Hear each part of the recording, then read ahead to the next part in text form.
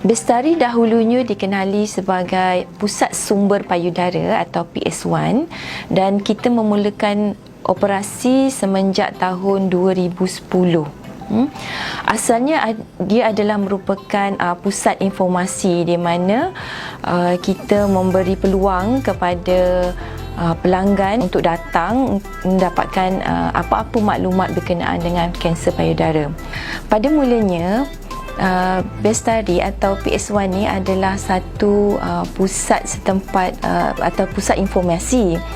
Namun kita mendapat idea untuk memperkembangkan pusat ini eksklusif untuk kemudahan pesakit kanser payudara.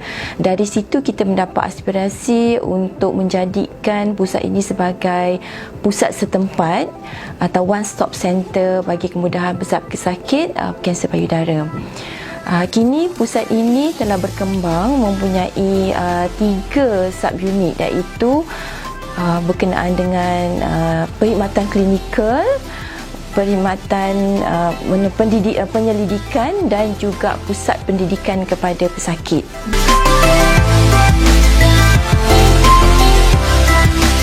Bestari ini adalah tempat yang mana pesakit-pesakit boleh datang ke klinik walaupun tiada temu janji, kerana kita menyediakan perkhidmatan walk-in selain daripada perkhidmatan klinik.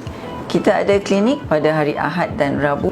Ada beberapa disiplin yang juga terlibat dalam day to day fungsi Bestari ini, seperti bahagian histopatologi, bahagian radiologi, bahagian plastik dan rekonstruktif sains, yang mana di antara pesakit-pesakit yang mungkin mempunyai masalah lebih daripada yang sepatutnya, kita akan lakukan perbincangan seperti multidisciplinary team discussion, yang mana kita boleh lakukan secara fizikal ataupun maya.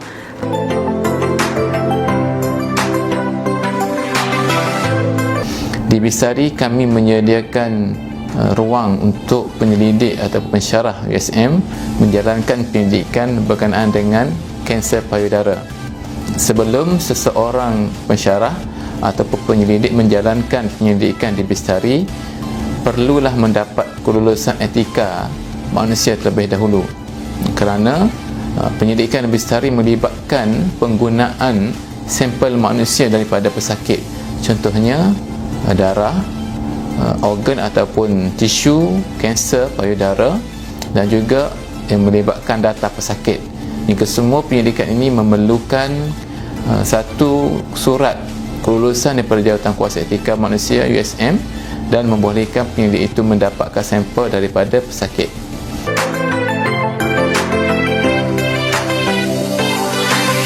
Kedatangan pesakit ke Bestari ada 3 cara. Satu, melalui temu janji yang telah ditetapkan oleh pihak Bestari atau mana klinik yang minta temu janji pada kita.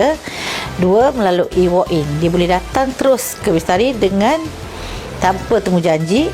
Dan 3, melalui rujukan daripada hospital atau klinik yang berdekatan di sekitar Kelantan atau Terengganu. Kalau sesiapa yang nak datang ke Bestari, dia mesti melalui pendaftaran setempat. Pendaftaran setempat itu akan disaring oleh kaki tangan di sana, sama ada percuma atau berbayar. Dan bila dah siap, dah settle semua pendaftaran setempat, maka anda akan diarahkan ke klinik Bestari. Staf Bestari, kaki tangan Bestari akan menyaring anda mengikut norma baru. Setelah anda disaring, anda hanya perlu menunggu untuk dipanggil nama anda untuk berjumpa dengan doktor di dalam bilik yang telah ditetapkan. Okey, setelah selesai anda berjumpa dengan doktor yang telah ditetapkan, maka anda akan diberi temu janji seterusnya untuk melihat progres penyakit anda. Setelah temu janji diberi, anda boleh pulang dan datang pada tarikh temu janji yang telah ditetapkan.